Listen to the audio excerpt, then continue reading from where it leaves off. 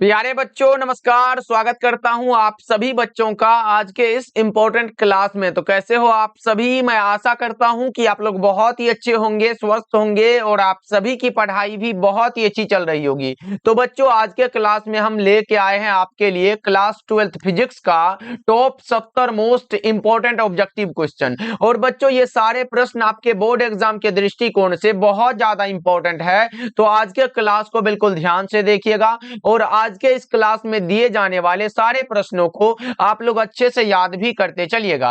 Okay जी, चलिए फिर class को स्टार्ट करते हैं। आप लोग भी हमारे साथ आंसर को चैट सेक्शन में जरूर लगाते चलिएगा। आंसर लगाने से आपको पता चलेगा कि इस 70 ऑब्जेक्टिव में आपको पहले से कितना याद था। ओके बच्चों, देखो पहला नंबर सवाल आपके सामने है, आपके फोन के स्क्रीन पर है, तो आंसर को लगाते चलो। पहला नंबर सवाल पूछा जा रहा है, वैसे पदार्थ जिनसे होकर आवेश का प्रवाह सुगमता से यानी कि आसानी से होता है उसे क्या कहा जाता है? बहुत ज्यादा इंपॉर्टेंट क्वेश्चन है, बता दो। वैसे पदार्थ जिनसे होकर आवेश का प्रवाह सुगमता से होता है उसे चालक कहा जाता है। बच्चों क्या कहा जाता है? कंडक्टर कहा जाता है। Correct answer option number C हो जाएगा। चलो आगे बढ़ते हैं। दूसरा नंबर सवाल देखिए, मात्र 70 ऑब्जेक्टिव क्लास होगा बच्चों, बहुत ज्यादा इंपॉर्टेंट प्रश्न है। देखो पूछा जा रहा है, एक ही पदार्थ के धातु के दो गोले ए तथा बी दिए गए हैं, एक पर प्लस क्यू आवेश तथा दूसरे पर माइनस का क्यू आवेश दिया गया है, तो क्या होगा बच्चों? देखो ए पर हम लोगों ने क्या पढ़ा है, जब किसी वस्तु को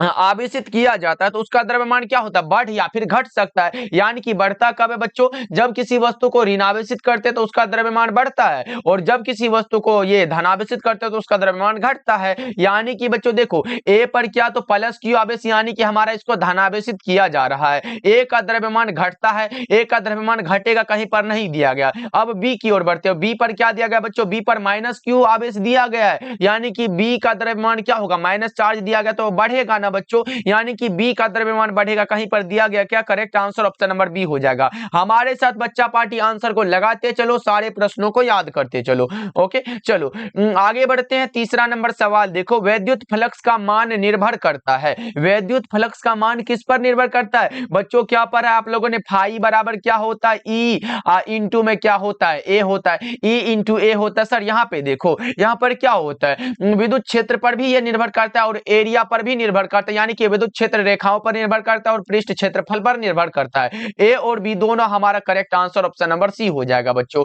अगर इसका मात्रक पूछे बच्चों, विद्युत फ्लक्स का मात्रक क्या होता है, तो ई का मात्रक क्या होता है? न्यूटन प्रति कूलम होता है, और गुना में क्या होगा? एरिया का मीटर स्क्वायर, तो गुना में एरिया का मीटर स्क्वायर लिखो। यानी कि इसका मात्रक हो गया न्यूटन प्रति कूलम और मीटर स्क्वायर हो गया बच्चों। ये तो हो गया, लेकिन एक मात्रक और भी होगा, क्योंकि एक मात्रक होता है ई का मात्रक वोल्ट प्रति मीटर होता है, गुना में एरिया का मीटर स्क्वायर हो गया। यहां से अगर काटते हो मीटर से 1 मीटर गया तो बचा कौन सा? Volt into meter. यानी कि बच्चों एक चीज याद रखना है, विद्युत फ्लक्स का अगर मात्रक पूछे तो न्यूटन प्रति कूलम मीटर स्क्वायर लगाना, और दूसरा मात्रक वोल्ट इंटू मीटर लगाना। दोनों को एकदम दिमाग में सेट कर लो बच्चों, बहुत ज्यादा इंपॉर्टेंट है। चलो आगे बढ़ते हैं। फोर्थ नंबर सवाल, और बच्चों जितने बच्चे हमारे ये द्वारा तैयार फिजिक्स केमिस्ट्री और बायोलॉजी वाला इंपॉर्टेंट क्वेश्चन वाला नोट्स नहीं लिए हो बच्चों, तो सारे बच्चे जरूर लीजिएगा, क्योंकि हम एक विषय में आपको देंगे मात्र 50 से 60 सब्जेक्टिव क्वेश्चन और 200 ऑब्जेक्टिव क्वेश्चन, चाहे वो फिजिक्स हो, केमिस्ट्री हो या फिर बायोलॉजी हो। 3 सब्जेक्ट हम पढ़ाते हैं और तीनों का दे रहे हैं, और हम ये गारंटी लेते हैं कि अभी से भी पढ़कर अगर आप एक दिन में 10 भी क्वेश्चन याद करोगे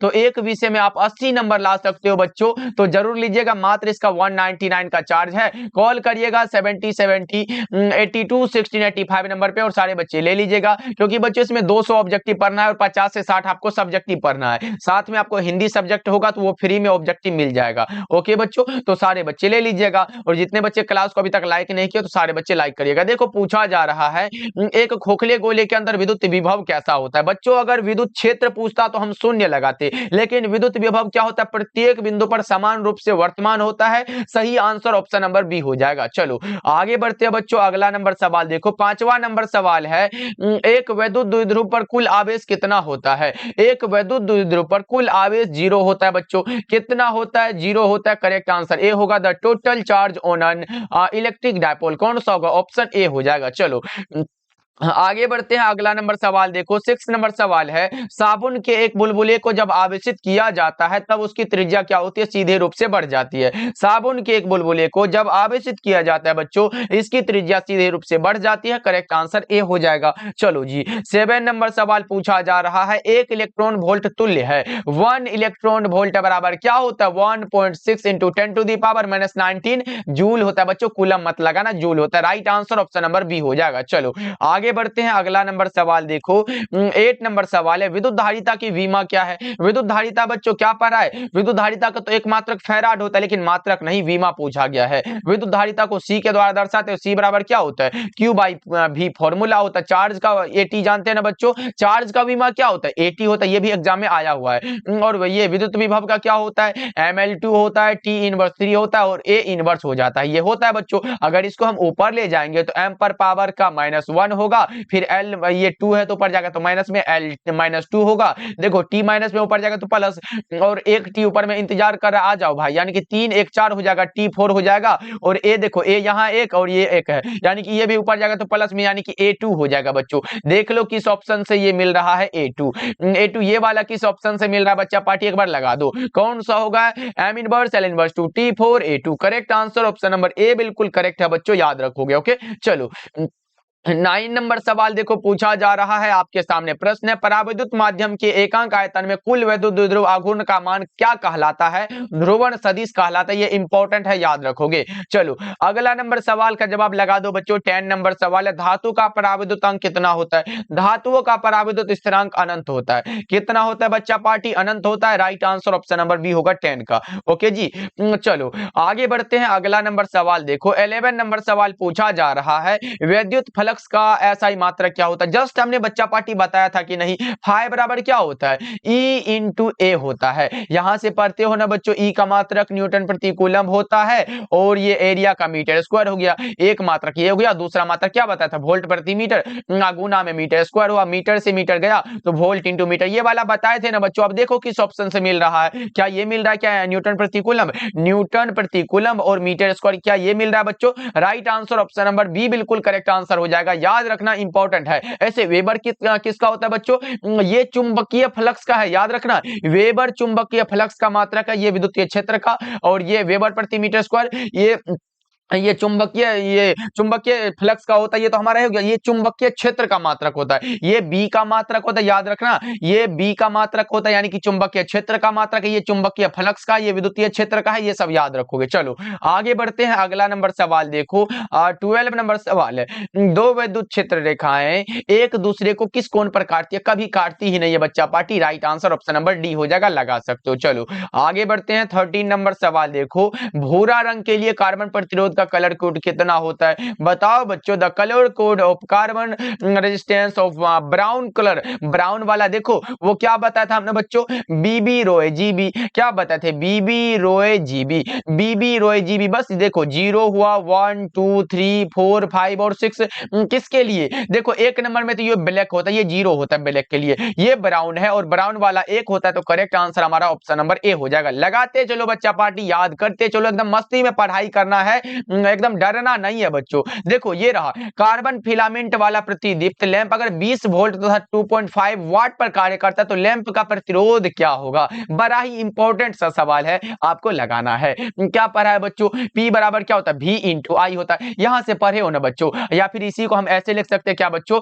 V इंटू आई है तो V इंटू, और I बराबर क्या होता है? जल्दी V बाय R होता है, ये ओम के नियम वाला। तो V या बटा में R लिख लो, इतना तो सर सबको पता है। अब बताओ आगे क्या होगा? आगे क्या होगा बच्चों? इस आर को अगर इधर लेके आए, आर वाला को लेके आए बच्चों, तो भी स्क्वायर, अब बटा में ये वाला पी आ जाएगा। अब देखो भी स्क्वायर कितना देगा? 20 हमारा दिया गया, तो यहाँ पे लिखेंगे 20 का स्क्वायर। यहाँ पे लिख लो बच्चों, 20 का स्क्वायर क्या होगा? जल्दी से बताओ। 20 का स्क्वायर हुआ और बटा में कौन सा होगा? 2.5 वाट है, यहाँ पे वाट लिख सकते हो क्या बच्चों? पावर वाट में ही होता है, तो यहाँ पे क्या लिखोगे? 2.5 लिख सकते हो। अब 20 गुना 20 करते हो तो 400 हो जाता है, और बटा में 2.5 है, 2.5 लिखो। उड़ गया तो यहाँ पे एक जीरो लग जाएगा। अब देखो ये अगर गुना करके करते हो तो 160 आ जाता है, इसको अगर काटते तो बच्चों 160 आता है जो कि रेजिस्टेंस का ओम होता है, तो ओम मात्रक होता है तो बच्चों कौन सा 160 ओम हो जाएगा। क्या बिल्कुल सही आंसर ऑप्शन नंबर सी हो जाएगा। चलो आगे बढ़ते हैं, अगला नंबर सवाल देखो 15 नंबर सवाल है, फैराड किसका मात्रक होता है। सर ये भी आसान सा सवाल है, पूछेगा फैराड, चाहे फैराड हो, माइक्रो फैराड हो, पिको फैराड हो, तीनों फैराड विद्युत धारिता का ही मात्रक है, तो करेक्ट आंसर बी हो जाएगा। चलो आगे बढ़ते हैं, अगला नंबर सवाल देखो 16 नंबर सवाल है, प्रतिरोधकता का मात्रक क्या होता है। बड़ा ही आसान सा सवाल है, क्या पढ़ा है बच्चों आप लोगों ने, रो बराबर क्या होता है, रो बराबर आर ए बटा में एल होता है। सर आर का प्रतिरोध क्या होगा, आर का ओम होता है, क्या होता है बच्चों, आर का ओम हुआ, एरिया का मीटर स्क्वायर हुआ, अब बटा में लंबाई का मीटर लिख लो, 1 मीटर से 1 मीटर कट गया तो बचा कौन सा बच्चों, ओम इंटू मीटर बचा। किस ऑप्शन से ये मिल रहा है, ohm in metre. Correct answer option number A होगा बच्चों। देख रहे हो ना कितना आसान आसान सवाल आता है हमारे एग्जाम में, बस आपको याद करने की जरूरत है बच्चों, फॉर्मूला याद है तो कुछ भी आसान लगने लगेगा। देखो ये रहा, किसी विभव मापी की सुग्राहिता को बढ़ाने के लिए इसकी धारा को क्या करना चाहिए बच्चा पार्टी, घटाना चाहिए। 17 नंबर सवाल का जवाब सी हो जाएगा। चलो आगे बढ़ते हैं, धारा घनत्व क्या है, धारा घनत्व एक सदिश राशि है, धारा घनत्व एक सदिश राशि है, जे बराबर क्या होता है बच्चों, आई बटा में ए फॉर्मूला होता है। यहाँ पे धारा का एम्पियर हुआ और एरिया का मीटर स्क्वायर हुआ, यानी कि बच्चों इसका मात्रक भी पूछ लेना एग्जाम में तो आप लोग छोड़ के मत आओगे, क्योंकि एम्पियर प्रति मीटर स्क्वायर हम बता चुके हैं, तो बच्चों छोड़ के आओगे तो गलत बात होगा ना। चलो करेक्ट आंसर क्या होगा, ऑप्शन ए हो जाएगा। चलो अगला नंबर सवाल का जवाब बता दो, 19 नंबर सवाल है, जब किसी चालक से विद्युत धारा प्रवाहित की जाती है तब चालक के चारों ओर क्या उत्पन्न हो जाता है। तो क्या पढ़ा है बच्चों, ऑस्ट्रेड साहब के प्रयोग से क्या पढ़ा है बच्चों, ये चुंबकीय क्षेत्र उत्पन्न होता है ना, तो करेक्ट आंसर बी हो जाएगा। चलो अगला नंबर सवाल देखो 20 नंबर सवाल है, टेस्ला, एक टेस्ला बराबर किसके बराबर होता है, एक टेस्ला बराबर होता है 10 टू द पावर 4 गॉस के बराबर होता है। इसलिए ऐसे टेस्ला गॉस ये सब याद आया होगा कि सर ये तो चुंबकीय क्षेत्र का मात्रक होता है, ये भी याद है हमें। करेक्ट आंसर तो ऑप्शन नंबर ए हो जाएगा। करेक्ट है बच्चों, 20 का अगर ए लगा रहे हो तो बहुत अच्छे बच्चों। चलो आगे बढ़ते हैं, 21 नंबर सवाल देखो, चुंबकीय क्षेत्र द्वारा गतिशील आवेश पर संपादित कार्य कितना होता है, जीरो होता है। चुंबकीय क्षेत्र द्वारा गतिशील आवेश पर संपादित कार्य कितना होगा बच्चा पार्टी, जीरो होगा। आगे बढ़ते हैं, 22 नंबर सवाल देखो, एमीटर को विद्युत परिपथ में किस क्रम में जोड़ा जाता है, एमीटर को विद्युत परिपथ में किस क्रम में जोड़ा जाता है बच्चों, श्रेणी क्रम में। अगर वो वोल्ट मीटर होता तो समांतर क्रम में जोड़ते हैं बच्चों। चलो आगे बढ़ते हैं, अगला नंबर सवाल देखो 23 नंबर सवाल है, एक गैल्वेनोमीटर को वोल्ट मीटर में परिवर्तित किया जा सकता है किसमें जोड़कर, श्रेणी क्रम में, हाई रेजिस्टेंस में जोड़ते हैं बच्चों, यानी कि 23 नंबर सवाल का जवाब बी हो जाएगा। ओके बच्चा पार्टी, मैं उम्मीद करूंगा कि आप लोगों ने क्लास को लाइक कर दिया होगा, और जितने बच्चे नहीं किए हो जल्दी जल्दी से कर लेना बच्चों। ओके चलो आगे बढ़ते हैं, डेली क्लास का टाइम शाम के 6 बजे है और शाम के 8 बजे है,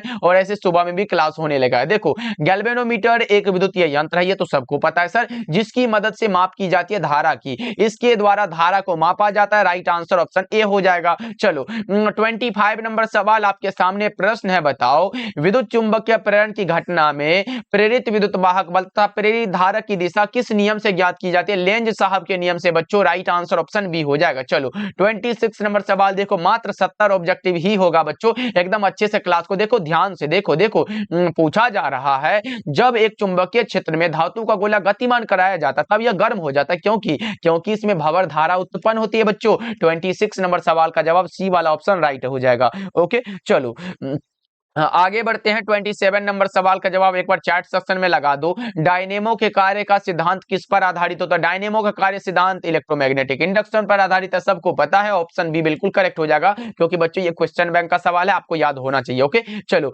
आगे बढ़ते हैं, अगला नंबर सवाल देखो 28 नंबर सवाल है, चुंबकीय फ्लक्स एक अदिश राशि है, चुंबकीय फ्लक्स एक अदिश राशि है। यहां से एक ऑब्जेक्टिव क्लियर हो गया बच्चों, और इसका मात्रक क्या होता है, क्या बताया बच्चों, चुंबकीय फ्लक्स एक अदिश राशि है, इसका मात्रक क्या होता है, क्या पढ़ा है बच्चों, फाई बराबर, देखो चुंबकीय ये विद्युतीय फ्लक्स के लिए अलग होता है, फाई बराबर ई इंटू ए होता है विद्युतीय फ्लक्स के लिए, लेकिन जैसे ही चुंबकीय फ्लक्स आया तो हमारा फॉर्मूला होता है बी इंटू ए होता है। अब देखो बच्चों बी का मात्रक क्या होता है, वेबर बटा में मीटर स्क्वायर हुआ और गुना में एरिया का मीटर स्क्वायर हुआ, मीटर स्क्वायर से मीटर स्क्वायर हट गया तो बचा कौन सा बच्चों, वेबर, सिर्फ और सिर्फ वेबर बचा। राइट आंसर हमारा क्या होगा बच्चों, ऑप्शन ए बिल्कुल करेक्ट हो जाएगा। चलो आगे बढ़ते हैं, अगला नंबर सवाल का जवाब लगा दो। 29 नंबर सवाल है, ट्रांसफॉर्मर कितने प्रकार के होते हैं? ऊंचाई ट्रांसफॉर्मर, अपचाई ट्रांसफॉर्मर। कितना हुआ बच्चों? 2 प्रकार के हुआ क्या? सही आंसर ऑप्शन नंबर ए हो जाएगा। चलो अगला नंबर सवाल देखो, 30 नंबर सवाल है, ध्रुव प्राबल्य का SI मात्रक क्या होता है? ध्रुव प्राबल्य है बच्चों, जल्दी से बताओ। पोल स्ट्रेंथ है, आपसे पूछा गया, एम्पियर इंटू मीटर होता है।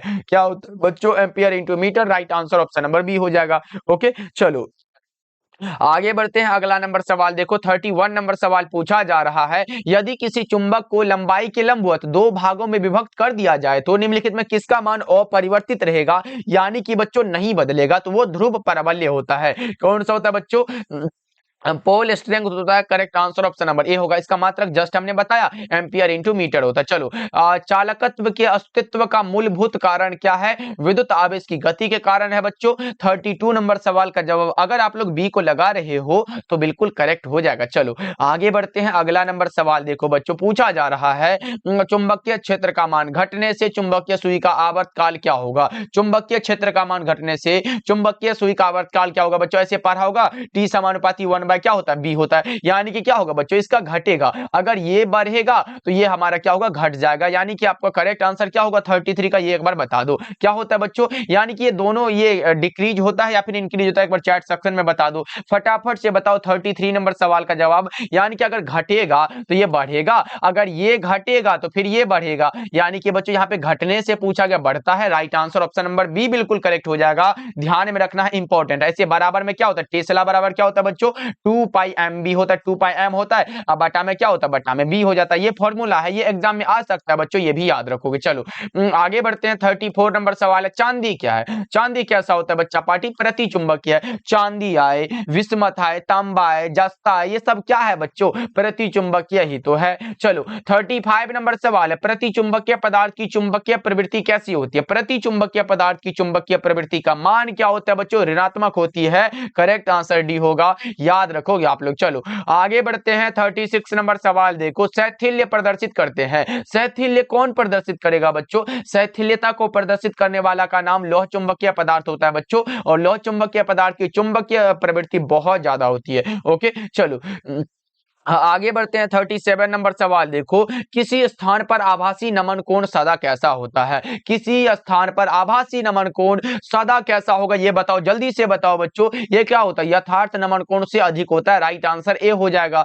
चलो 38 नंबर सवाल है, गामा किरणों का आवृत्ति परास कितना होता है? गामा किरणों के लिए आवृत्ति परास बताओ कितना होता है? ये इसके बराबर होता है 3 गुणा 10 पर पावर 22 हर्ज से 3 गुणा 10 पर पावर 18 हर्ज के बीच होता है। Correct answer option number A बिल्कुल करेक्ट हो जाएगा। ओके बच्चों, ऐसे मैं बता दूं, ये किसके लिए होता है बच्चों? एक बार चैट सेक्शन में बता दो। ये हमारा एक्स किरण के लिए होता है, उसके बाद पराबैंगनी किरण के लिए ये होता है, और ये किसके लिए होता है? ये दृश्य प्रकाश के लिए होता है। चलो आगे बढ़ते हैं। 39 नंबर सवाल देखो, पौधा घरों में किसका उपयोग होता है? पौधा घरों में सबको पता होना चाहिए सर, ये अवरक्त किरणों का होता है। करेक्ट आंसर बी हो जाएगा। चलो आगे बढ़ते हैं। 40 नंबर सवाल देखो, बेतारी तार संचार का आविष्कार किया था किसने? बेतारी तार संचार का आविष्कारक कौन है बच्चों? बताओ जल्दी से। वो मार्कोनी साहब हैं। राइट आंसर ऑप्शन सी हो जाएगा। लगाते चलो आंसर को, क्लास को लाइक करते चलो बच्चों। देखो विद्युत चुंबकीय तरंग की उत्पत्ति का मूलभूत कारण क्या है? इंपॉर्टेंट क्वेश्चन है, जस्ट हमने ये क्वेश्चन बता चुका है, तो आपका गलत नहीं होगा सर। ये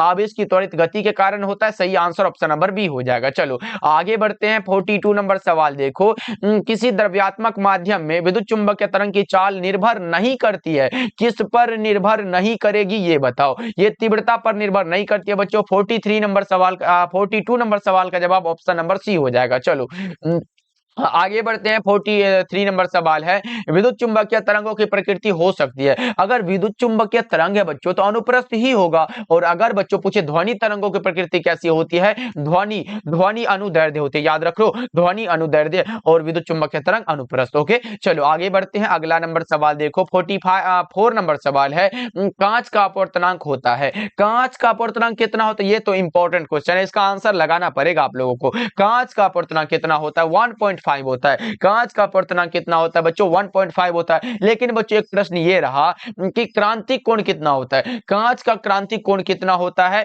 ऐसे होता है 41 डिग्री, लेकिन लगभग में 42 डिग्री लिखा जा सकता है, इसलिए बच्चों 41 आए या फिर 42 लगा सकते हो। ओके, चलो आगे बढ़ते हैं। अगला नंबर सवाल देखो, 45 नंबर सवाल है, ऑप्टिकल फाइबर के केंद्रीय भाग को क्या कहा जाता है? ऑप्टिकल फाइबर बहुत ज्यादा इंपॉर्टेंट है 2 नंबर के लिए बच्चों। ऐसे total internal reflection optical fibre आए या फिर हीरा सब के बारे में पूछता है, उसमें ये सब 2 नंबर में आता है बच्चों, लिख दीजिएगा। देखो ऑप्टिकल फाइबर के केंद्रीय भाग को क्रोड कहा जाता है। क्या कहा जाता है? क्रोड कहा जाता है, यानी कि 45 नंबर सवाल का जवाब बी हो जाएगा। चलो आगे बढ़ते हैं। 46 नंबर सवाल आपसे पूछा जा रहा है, 6 तथा -2 डायोप्टर क्षमता के 2 लेंस संपर्क में रखे गए हैं, तो निकाय की फोकस दूरी क्या होगी बच्चों? बड़ा आसान सा सवाल है। पहला देखो P1 कितना दिया गया, पावर 1 कितना दिया गया बच्चों? P1 6 दिया गया है, और P2 देखो कितना दिया गया, पावर 2 कितना दिया गया, -2 दिया गया है। तो हम लोगों ने कौन सा फॉर्मूला पढ़ा है बच्चों? P बराबर क्या होता है? P बराबर P1 प्लस P2, यहां से निकालेंगे। P1 6 दिया गया और प्लस -2 हो जाएगा, यहां से करेंगे तो देखो 6 - 2 बराबर कितना होगा? 4 हो जाएगा बच्चों। लेकिन ये हमसे नहीं पूछा गया, ये तो पावर निकला सर, हमारा तो फोकस दूरी पूछा गया, एफ पूछा गया है ना। एक फॉर्मूला और यूज कर लेंगे, P बराबर 1/f होता है। यहां से अगर करते हैं बच्चों तो हमें फोकस दूरी निकालना, एफ बराबर क्या होगा? 1/p होगा। 1/p यानी कि क्या होगा? एफ बराबर 1/4 हो जाएगा बच्चों, यानी कि आप कह सकते हो 0.25 मीटर में हो जाएगा, क्योंकि हमने मीटर वाला फॉर्मूला को यूज किया है। ये मीटर वाला फॉर्मूला है, यानी कि 0.25 मीटर में होगा। करेक्ट आंसर ऑप्शन नंबर ए हो जाएगा। चलो आगे बढ़ते हैं। अगला नंबर सवाल देखो, 47 नंबर सवाल है, अभी सारी लेंस को पानी में डुबाने पर उसकी क्षमता क्या होती है? अभी सारी लेंस को पानी में डुबाने पर उसकी क्षमता घट जाती है, राइट आंसर भी हो जाएगा। चलो 48 नंबर सवाल है, किसी वस्तु द्वारा नेत्र पर अंतरित कोण को क्या कहा जाता है? किसी वस्तु के द्वारा नेत्र पर अंतरित कोण को क्या कहते हैं? दर्शन कोण कहते हैं। राइट आंसर हमारा ऑप्शन नंबर ए हो जाएगा बच्चों। चलो 49 नंबर सवाल है, बेलनाकार लेंस का व्यवहार किया जाता है। बेलनाकार लेंस है बच्चों, अबिंदुकता को दूर करता है, ऐसे दीर्घ दृष्टि दोष को उत्तल लेंस दूर करता है, निकट दृष्टि दोष वाला अवतल लेंस होता है, जरा दृष्टि दोष कौन सा? बाइफोकल लेंस होता है बच्चों, इसलिए ये सब नहीं होगा। हमारा करेक्ट आंसर डी बिल्कुल करेक्ट आंसर है, याद रखोगे। चलो आगे बढ़ते हैं। 50 नंबर सवाल देखो, ये रहा आपके सामने, 2.5 सेंटीमीटर फोकस दूरी के सरल सूक्ष्मदर्शी की आवर्धन क्षमता कितनी होगी? आवर्धन क्षमता बच्चों कौन सा फॉर्मूला पढ़े हो? एफ हमारा कितना दिया गया बच्चों? एफ बराबर 2.5 सेंटीमीटर, ये हमारा दिया गया, इसको साइड में रखना है बच्चों। अब हम लोगों ने आवर्धन क्षमता के लिए क्या पढ़ा है बच्चों? एम बराबर 1 प्लस डी बाई एफ होता है। लेकिन बच्चों देखो एफ हमारा कितना दिया गया है, तो लिखेंगे 1 प्लस डी कितना होता है, यानी कि स्पष्ट दृष्टि की न्यूनतम दूरी कितना होता है? सबको पता है सर 25 सेंटीमीटर होता है, और ये 2.5 सेंटीमीटर, इसको लिख दो। अब देखो अगर इससे इसको काटते हैं बच्चों, या फिर पॉइंट हो रहा तो ऊपर में 0 लग जाएगा, तो 25 दहन कितना होता है? 250 होता है। यानी कि बच्चों यहाँ पे लिखो, यहाँ पे भी लिख लो 1 प्लस 10 बराबर में 11 होता है। 11 वाला कहीं दिख रहा है बच्चों? सही आंसर ऑप्शन नंबर सी हो जाएगा। देख रहे हो कितना आसान सा सवाल है। चलो आगे बढ़ते हैं। 51 नंबर सवाल देखो, एक प्रिज्म से होकर गुजरने वाले श्वेत प्रकाश का न्यूनतम विचलित अवयव कौन सा होता है? न्यूनतम जिसका विचलन होगा बच्चों वो लाल का होता है। ऐसे अधिक विचलन जो होता है वो बैगनी का होता है, और कम विचलन लाल का होता है। अधिक तरंग दैर्ध्य लाल का होता है, कम तरंग दैर्ध्य बैगनी का होता है। ये सब तो आपको ध्यान में होगा ना बच्चों, क्योंकि कई बार हमने बता चुका है। 52 नंबर सवाल है, प्रकाश के तरंग सिद्धांत का प्रतिपादन सर्वप्रथम किसने किया? प्रकाश के तरंग सिद्धांत का प्रतिपादन सर्वप्रथम किया गया हाइगेंस साहब के द्वारा, और अगर पूछे बच्चों कणिका सिद्धांत तो न्यूटन लगा देना, करेक्ट हो जाएगा। चलो आगे बढ़ते हैं। 53 नंबर सवाल है, प्रकाश के तरंग गति सिद्धांत द्वारा किसकी व्याख्या नहीं होती है? प्रकाश विद्युत उत्सर्जन की व्याख्या नहीं होती है बच्चों। 53 नंबर सवाल का जवाब सी वाला ऑप्शन सही हो जाएगा। ओके चलो आगे बढ़ते हैं। 54 नंबर सवाल देखो, रचनात्मक व्यतिकरण के लिए कौन सही है? रचनात्मक व्यतिकरण है बच्चों, जल्दी से बताओ रचनात्मक व्यतिकरण के लिए कौन सा सही होगा? फाई बराबर क्या होता है? 2n पाई होता है, क्योंकि बच्चों रचनात्मक व्यतिकरण के लिए जो होता है वो 2n पाई होता है। लेकिन अगर विनाशी व्यतिकरण होता तो क्या लगाते? वो क्या होता? आप लोगों ने पढ़ा हुआ 2n + 1 इंटू λ/2 होता है। ये विनाशी व्यतिकरण के लिए बच्चों, लेकिन हमारा रचनात्मक व्यतिकरण यहाँ है, करेक्ट आंसर ए हो जाएगा। क्लियर है बच्चों। चलो 55 नंबर सवाल आपसे पूछा जा रहा है, किसी माध्यम की सतह पर आपतित किरण के ध्रुवण कोण का टेंजेंट माध्यम के अपवर्तनांक के बराबर होता है। ये किसका नियम है? यानी कि म्यू बराबर क्या होता है बच्चों? म्यू बराबर पढ़ा होगा 10 होता है, यानी कि ये तो हमारा ब्रूस्टर साहब का नियम है। कौन सा ऑप्शन में दिया गया? सही आंसर ऑप्शन नंबर सी हो जाएगा, करेक्ट है बच्चों। चलो जी आगे बढ़ते हैं, अगला नंबर सवाल। ये फॉर्मूला बहुत इंपॉर्टेंट है, याद रखोगे, इससे सवाल भी आ जाता है कभी कभी। देखो आपसे पूछा जा रहा है, जब किसी पदार्थ पर प्रकाश 60 डिग्री पर आपतित होता है तब परिवर्तित प्रकाश की पूरी तरह ध्रुवित हो जाता है, तब पदार्थ का अपवर्तनांक क्या होगा? हमें तो लगता है कि ये ब्रूस्टर साहब के नियम पर ही आधारित क्वेश्चन है, तो बताओ क्या होगा, जल्दी जल्दी से बताओ बच्चा पार्टी। 56 नंबर सवाल, क्योंकि पढ़े म्यू बराबर क्या होता है? म्यू बराबर 10 हो जाता है, ये तो पढ़े है ना बच्चों। अब देखो म्यू बराबर देखो 10 कोण कितना दिया गया बच्चों? 60 डिग्री, यानी कि म्यू बराबर 10 हो जाएगा। और 10 का मान कितना होता है बच्चों? √3 होता है। और √3 का मान कितना होता है? 1.732 होता है, या 1.73। करेक्ट आंसर किस में? ऑप्शन नंबर बी में दिया गया। 1.732 भी हो तो लगा सकते हो आप लोग। चलो आगे बढ़ते हैं, अगला नंबर सवाल देखो बच्चों, ये रहा आपसे पूछा जा रहा है 57 नंबर सवाल, सोडियम का कार्यफलन कितना होता है? ये तो सबको पता होगा बच्चा, क्या होता है? सोडियम का कार्य फलन 2.75, correct answer option number C हो जाएगा। ओके चलो जी आगे बढ़ते हैं, अगला। ऐसे बच्चों मैं बता दूं, अगर सीजियम का पूछे, सीजियम का कितना होता है? 2.14 होता है। अगर पोटेशियम का पूछे तो 2.30 होता है। अगर लिथियम का पूछे 2.40 होता है। ये सब याद रखोगे आप लोग, इंपॉर्टेंट है। चलो आगे बढ़ते हैं, अगला नंबर सवाल देखो 58 नंबर सवाल है, कैथोड किरणें है, कैथोड रेज आर क्या होता है? कैथोड किरण ऋणाविष्ट कण होता है क्या बच्चों? जल्दी से बताओ, कैथोड का ऋणाविष्ट कण है। ओके बच्चों चलो आगे बढ़ते हैं, 59 नंबर सवाल देखो, प्रकाश से संबंधित सभी घटनाओं की व्याख्या के लिए आवश्यक है कौन सा सिद्धांत बच्चों? ये देखो, तरंग सिद्धांत और क्वांटम सिद्धांत दोनों आवश्यक है। तरंग सिद्धांत हाइगेंस ने दिया है और क्वांटम सिद्धांत मैक्स प्लैंक ने दिया है। Correct answer option number C बिल्कुल सही हो जाएगा। चलो